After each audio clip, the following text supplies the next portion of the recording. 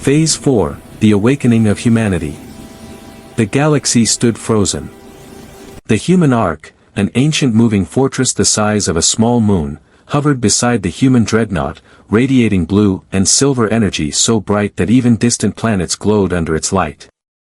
Every empire, every council, every terrified officer in every command room waited for the next message. They did not wait long. A ripple of gravity burst from the Ark, shaking the entire sector like a silent earthquake. It was not an attack. It was a signal. A call. A call to every human creation ever made. The dreadnought responded first. Its hull shifted again, new plates forming, symbols glowing brighter. Then the ancient human ships behind it, hundreds, maybe thousands, activated in perfect unison. Their engines lit up with a deep blue fire. Their hulls reshaped into sleek, deadly forms. Commander Lyric watched, unable to speak. "This is not a fleet," he whispered. "This is a civilization." Officer Della swallowed hard. "Sir, they're aligning themselves around the Arkansas. All ships are forming a pattern." The pattern looked like a giant circle around the Ark. No, not a circle. A seal. A symbol. "It's a code," Della said. "A human formation code. Something old, older than our records." The council holograms flickered with panic. "Open communication with the Ark. We must talk to them. Humanity cannot reclaim half the galaxy. This is a threat, this must be stopped."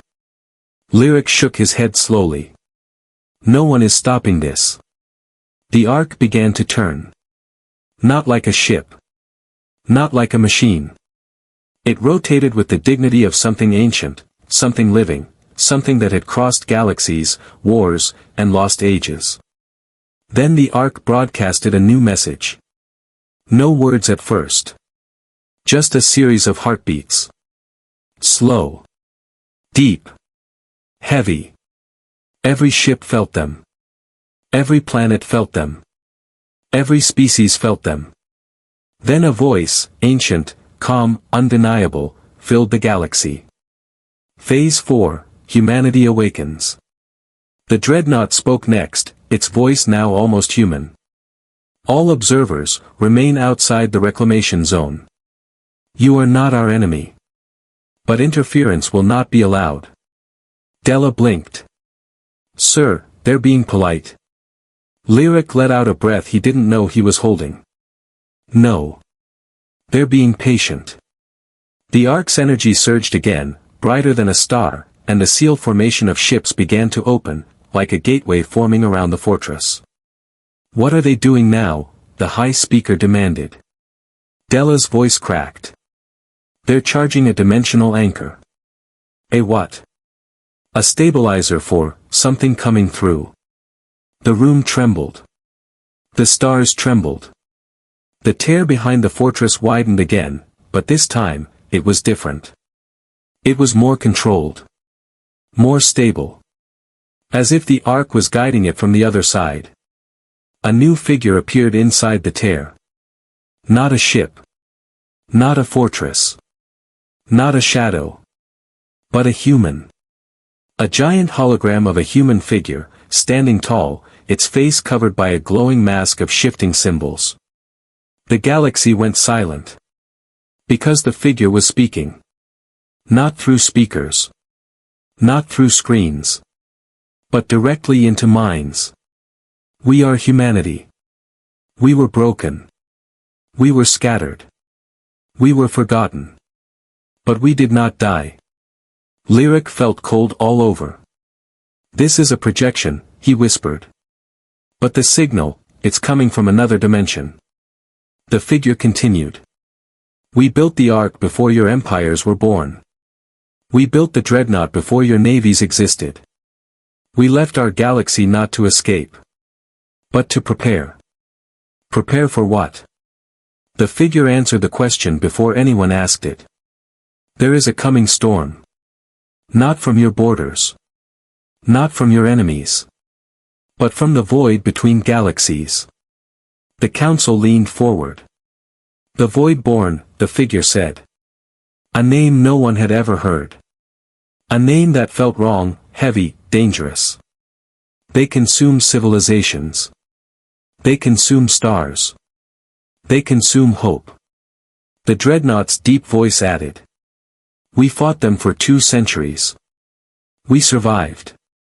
Now we return, not to conquer you, but to prepare this galaxy for what is coming. The shock in the room changed. Fear became confusion. Confusion became realization. Realization became hope.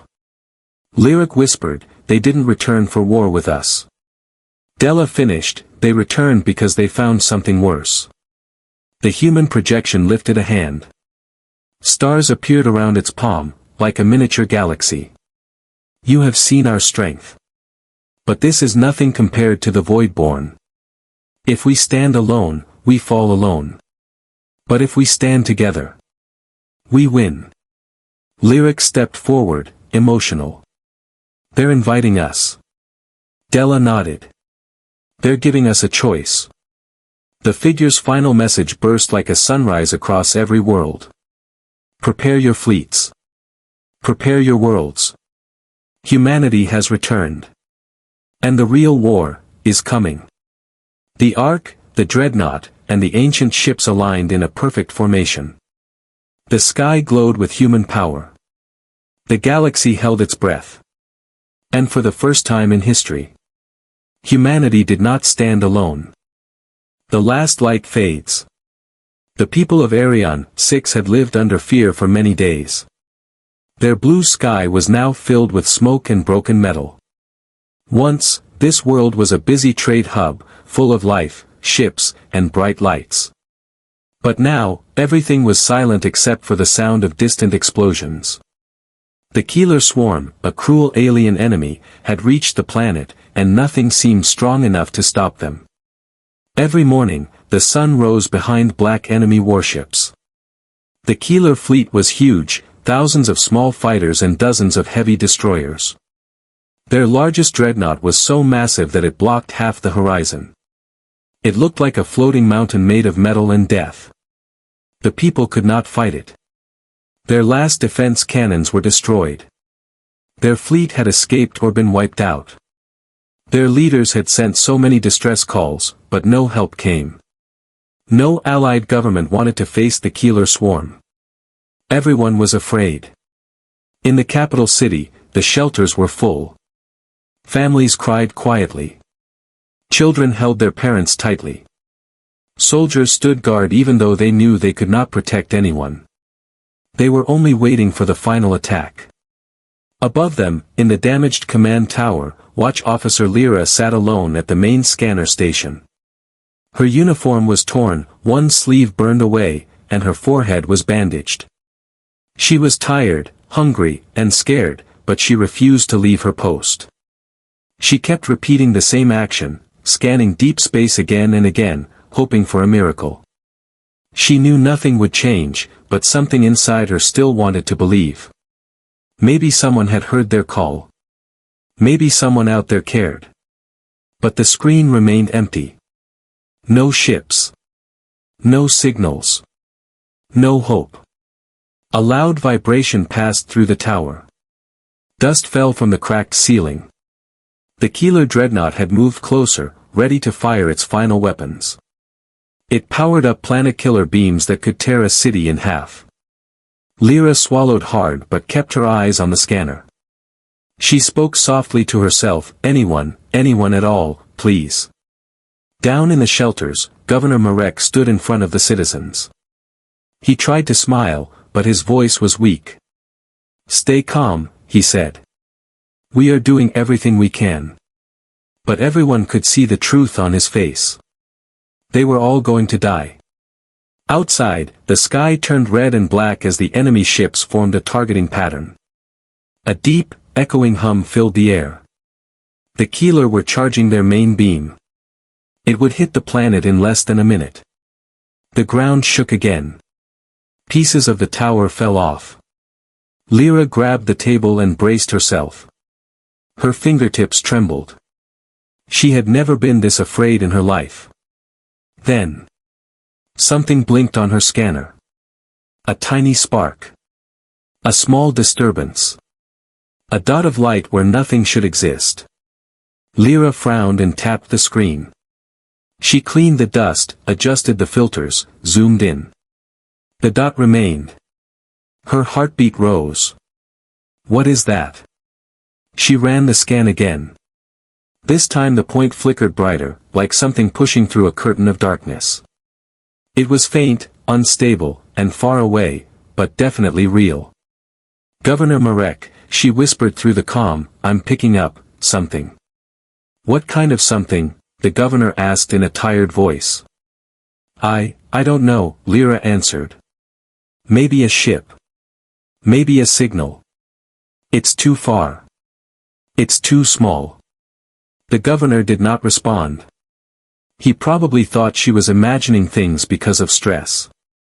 Outside, the Keeler beam reached full charge. The dreadnought's entire body glowed. The hum grew louder and louder until the air itself vibrated. This was the end. The beam fired. A massive red energy shot forward, straight toward the planet. People screamed. Some cried. Some closed their eyes. But the beam never reached the ground. It suddenly twisted, bent to the side, and shattered into tiny particles like dust blown away by a hurricane. Everyone froze.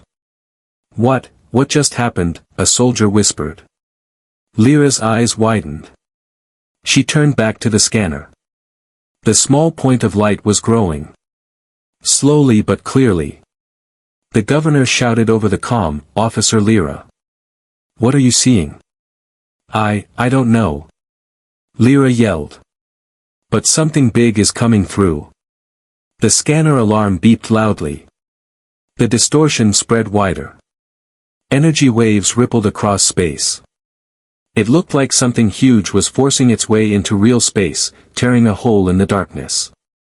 Metal shapes appeared inside the distortion. Large, heavy structures. Engines. Armor plates. A shadow formed. Then another. Then a full silhouette. The citizens inside the shelters ran outside to look at the sky. Even the enemy ship stopped moving as if confused. Everyone stared upward in complete silence. From the heart of the distortion, inside a swirling storm of blue and white light, a gigantic human warship appeared. Its hull was old, scarred, and reinforced with thick plating. The ship looked ancient, powerful, and absolutely deadly. It dwarfed every Keeler vessel. Its cannons glowed like awakened dragons. Its engines burned like newborn stars.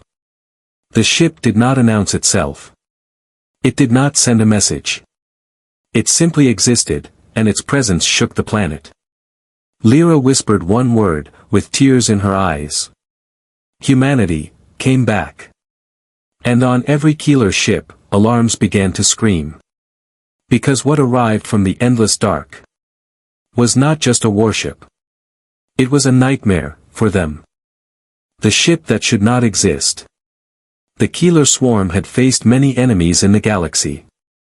They had destroyed fleets, crushed worlds, and consumed species without fear. But the moment the human warship appeared, every Keeler ship hesitated. Their scanners screamed warnings, their targeting systems glitched, and their engines flickered as if the space around them refused to obey their commands. The warship drifted forward slowly, like a sleeping giant opening its eyes. Lyra watched the readings in disbelief. Governor. I think this ship is not registered in any database. It's unknown. Unknown ships were impossible. Every vessel ever created, from any species, was logged in the Galactic network. But this one wasn't. That thing, it looks ancient, Governor Marek whispered through the comm, but also, stronger than anything I've ever seen. The hull of the human warship was dark, armored with layers of metal that no modern scanner could read through. Strange marks covered its sides, old battle scars, melted shapes, and lines that looked like they belonged to wars thousands of years old. But the strangest detail was its size. It was bigger than the Keeler dreadnought. Bigger than any human ship that had existed for 100 years. Bigger than anything that should exist at all. The Keeler swarm panicked first. Their dreadnought, the largest in their fleet, recharged its weapon and fired at the human warship. A bright red beam shot through space with enough power to vaporize a moon. The beam hit. The planet below shook. But the human warship didn't move. It didn't crack. It didn't spark. It didn't even warm up. The beam just vanished on contact. The Keeler dreadnought tried again. This time it fired 3 beams. Nothing. Not a scratch. The alien commanders screamed orders. Fighters launched in swarms, flying toward the warship like insects attacking a mountain. They fired missiles, lasers, torpedoes, every weapon they had. The warship finally reacted. But not with fear. Not with retreat. It simply turned on its lights. A deep blue glow spread across its hull, and every weapon on every Keeler ship instantly lost tracking. Missiles lost their paths. Lasers bent. Torpedoes spun in circles. The swarm collapsed into chaos. What is happening? Lyra cried, watching the scanner go wild. It's using some kind of field, Commander Var said, stepping into the command tower. His face was covered with ash, but his eyes were sharp. A defense system that bends physics. I've never seen anything like this. The human warship continued moving. Its engines pulsed once. Boom. A wave rippled through space, shaking every enemy ship and sending fighters tumbling out of control. Many crashed into each other. Others slammed into the dreadnought's hull. The Keeler swarm had strength, but they had never felt fear. Not like this. Inside their command ship, the alien general screamed in panic. Retreat! Retreat! This should not be possible. Humans do not have this kind of power. But retreat wasn't possible. Because the human warship was now fully awake. Lyra saw something on the screen, something that made her breath stop. The ship, it's charging weapons, she whispered. The warship's cannons, huge and heavy, glowed with a bright white light. Not energy. Not plasma. Something else. Something older. Something stronger. And when the first cannon fired, it didn't shoot a beam. It didn't launch a missile. Instead, a silent burst of white space rippled outward. Every Keeler fighter in front of it dissolved into dust. No sound. No explosion. Just, gone. The dreadnought attempted to escape, powering all its engines. But something pulled it back, gravity around the human warship bent like a living thing. The dreadnought's engines burned red as it struggled, shaking violently. On Arion 6, the citizens watched with wide eyes. Soldiers stopped running. Children peeked from behind adults. Hope, real hope, appeared for the first time. They're saving us, someone whispered. But Lyra wasn't so sure. Governor, she said quietly. What if this ship is not here for us? What if it has its own mission? Before anyone could answer, the warship fired again. The Keeler dreadnought split cleanly down the middle. No flames. No debris. Just 2 perfect halves drifting apart. The commander of the Arion 6 Defense Force stared at the sky. That ship, it's not a weapon. It's a warning. The Keeler fleet broke instantly. Some tried to warp away, but their engines failed. Others tried to dive into the planet's atmosphere, but the warship bent gravity again, pulling them back into space like toys. In less than 1 minute, the entire Keeler fleet was destroyed. Silence returned. A heavy, deep silence. The human warship slowly turned, facing the planet. Its lights dimmed. Its engines cooled. Its front hangar doors opened slightly, just enough to show a soft blue glow inside. Lyra stepped toward the window, breath shaking. Is someone coming out?" she whispered. And far above, deep inside the massive ship, a single landing craft detached and began descending toward the planet. "What does it want?" Governor Marek asked. Lyra didn't know. But she could feel it. Hope had returned. But hope might come with a price. The visitors from the warship. The landing craft from the human warship descended slowly through the broken clouds of Arion 6.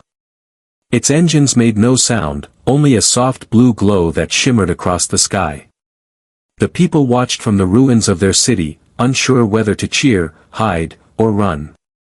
They had been saved, but they did not know why. Lyra stood on the cracked command tower balcony with Commander Var and Governor Marek. All three stared upward as the craft settled onto the main plaza, the only open space left in the destroyed city. Dust rose around it. The ground vibrated slightly. The craft looked far more advanced than any human design the galaxy knew. Its body was smooth, shaped like a single piece of metal with no seams. Its surface carried glowing patterns that looked like constellations. Governor Marek whispered, This technology is not from any human nation." Commander Var nodded slowly. "If this is human, then humanity has changed." The landing ramp opened. A white mist drifted out, swirling around the base of the craft. 3 figures walked down the ramp, tall, armored, silent. Their armor was black with glowing blue lines. Their helmets hid their faces completely, and their footsteps were heavy but controlled. People gasped and stepped back. Lyra did not move. The 3 figures reached the center of the plaza. The crowd froze. Nobody dared speak. Nobody dared breathe. Then one of the armored figures pressed a hand to their helmet. The faceplate slid open with a soft hiss. Under the armor was a human face. A young man, no older than 25. His eyes glowed faintly blue, like they held a piece of a star inside them. "I am Lieutenant Rovan," he said in a calm voice. "We are from the human warship Astrius. We are here because your world called for help." A wave of relief passed through the people. Some cried. Some fell to their knees. A soldier dropped his weapon and covered his face. But Commander Var narrowed his eyes. "That ship, the Astrius. I have never heard that name." "You wouldn't," Rovan replied. "The Astrius is not part of the public human fleet." Governor Marek stepped forward, voice trembling. "Then, who sent you? Which human government?" Rovan paused for a long moment. Then he said, "None." Silence. Not a bird. Not a wind. Nothing moved. "What do you mean none?" Marek asked softly. Rovan looked around the ruined city. He studied the broken buildings, the burned streets, the frightened faces of civilians. Then he spoke words nobody expected. "Astrius is part of the lost human armada," he said. "A fleet that disappeared 200 years ago. We were thought destroyed. We were not." Lyra's heart jumped. "Lost. Armada? That's a myth. A children's story." Rovan's faint blue eyes narrowed. "Myth or not, we are here." He looked upward at the massive warship still floating above the planet like a silent god. The Astrius is one of the oldest human warships ever built. It went missing during the era of collapse, when humanity was attacked from every side. Our fleet was forced into a void rift to escape extinction. Governor Marek stepped back. "The void? You mean, that unstable region between dimensions?" "Yes," Rovan said. "And we were trapped there for centuries." People gasped. Commander Var clenched his jaw. Rovan continued, "Time inside the void does not flow like normal space. We lived through battles that lasted days but felt like years. We fought creatures that do not exist in your world. We survived storms that broke physics." His voice grew colder. And in that place, humanity evolved. The other two armored figures opened their helmets as well. Both were human, but their eyes also glowed faintly. Their skin had small metallic lines, like tiny circuits under the surface.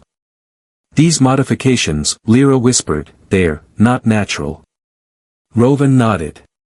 We adapted to survive the void. Our technology changed. Our bodies changed. Our minds changed. And when the void finally weakened, Astrius escaped. Commander Var stared at him. Why come here? Why rescue us? Rovan looked straight into Lyra's eyes. Because the signal you sent, he said slowly, was the same emergency code our ancestors used when humanity faced extinction.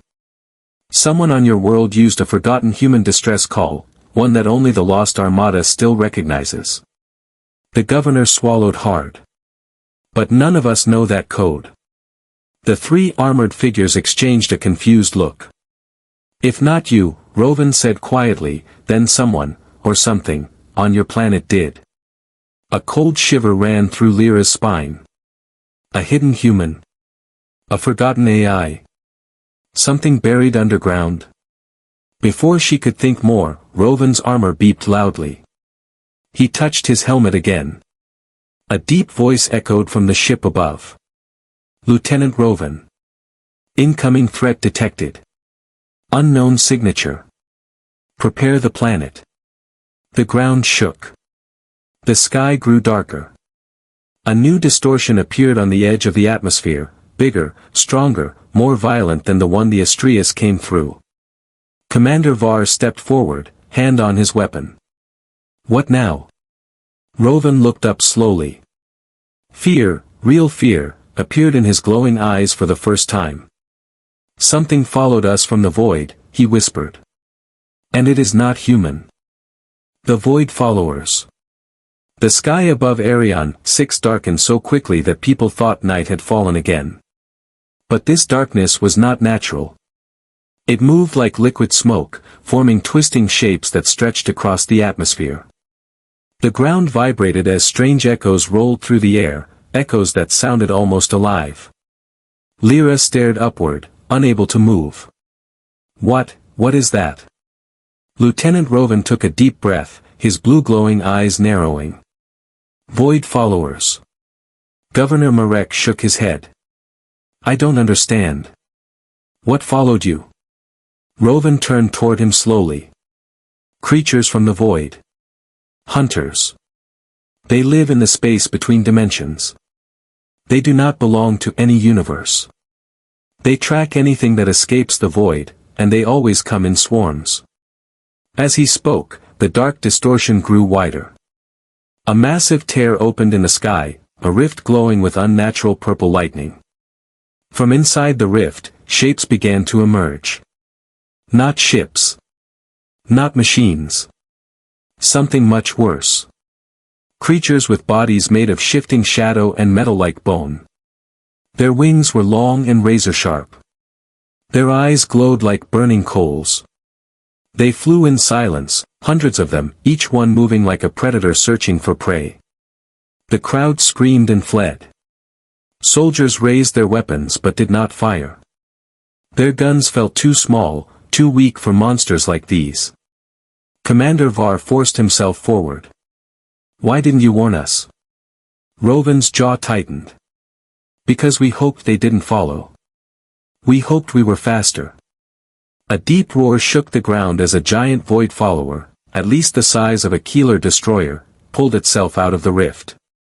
Its body was twisted and enormous, covered in black tendrils. Its mouth opened sideways, revealing rows of glowing teeth. The distortion behind it grew even larger. More were coming. Rovan touched a device on his wrist. Astrius, status. A voice responded instantly from above, deep and powerful. Weapons online. Shields holding. Preparing anti-void artillery. The massive human warship rotated, its cannons glowing bright white again. But Rovan raised his hand. Not yet. The creatures are too close to the planet. Governor Marek gasped. Too close. Do you mean, if your ship fires? Rovan nodded. Half the planet will burn. The situation turned deadly silent. The void creatures spread across the sky. Their bodies absorbed starlight, turning everything dim and cold. Some descended toward the surface, screeching without sound. Their shrieks vibrated through bones instead of air. Lyra stepped back, heart thundering. We can't survive this. Rovan spoke calmly, even though fear was clear in his glowing eyes. We can. But only if the Astrius uses the harmonic pulse. Commander Var frowned. What is that? Rovan hesitated. It is a weapon that breaks the connection between dimensions. Governor Marek asked quietly, meaning? It kills anything from the void, Rovan answered. Instantly. People exhaled in relief. But then Rovan continued, voice darkening. And it also destroys everything with void energy. He paused. Including us. Lyra stared at him. You mean, you would die? Yes. The governor stepped back. No, we can't ask you to do that. You saved us. Rovan shook his head. We didn't come here to survive. We came to protect humanity. Even if it means we fall. Before anyone could argue, a void follower dove toward the plaza. Its wings sliced wind like knives. Soldiers fired desperately. Their bullets passed through its shadowy body like it was smoke. The creature struck the ground, sending debris into the air. Then something impossible happened. Rovan raised his hand, and a blue shockwave exploded outward. The void follower was thrown back, slamming into a building with enough force to shatter its bones into black dust. Lyra gasped. How did you? Rovan didn't answer. The other two armored humans moved forward as well. Their bodies glowed brighter, energy pulsing through their armor like living lightning. They fought the creatures hand to hand, moving too fast for normal eyes to follow. They punched through void bodies. They sliced with blades formed from pure energy. They fought like humans, but enhanced beyond anything normal. But there were too many void followers. For every creature they killed, 3 more came from the rift. The sky was now completely filled with shadow. Arion 6 could not survive this much longer. Commander Var shouted, we need that pulse, now. Rovan looked up at the Astrius hovering in orbit. He touched his wrist device. Astrius. Prepare the harmonic pulse. The warship responded instantly. Warning. Pulse activation will neutralize all void-modified human units. Including officers present. Yes, Rovan said. Prepare it. Lyra grabbed his arm. No. You can't just die. You saved us. Rovan looked at her gently, something almost human returning to his eyes. Do not cry for us, he said softly. We were never meant to live here. We belonged to the void for too long. The sky thundered again. The giant void follower roared so loudly that windows shattered. It dived toward the city, wings cutting through the air like giant blades. Rovan activated his helmet and shouted. Astrius, charge the pulse. The warship's cannons glowed brighter than any star. A deep hum shook the planet. Energy waves spread across the atmosphere. The void followers screamed in fear. Lyra stepped forward, tears falling. What will happen to us? Rovan turned toward her one last time. If the pulse works the way I hope. You will live. He smiled faintly. And we will finally be free. The sky turned white. The pulse began.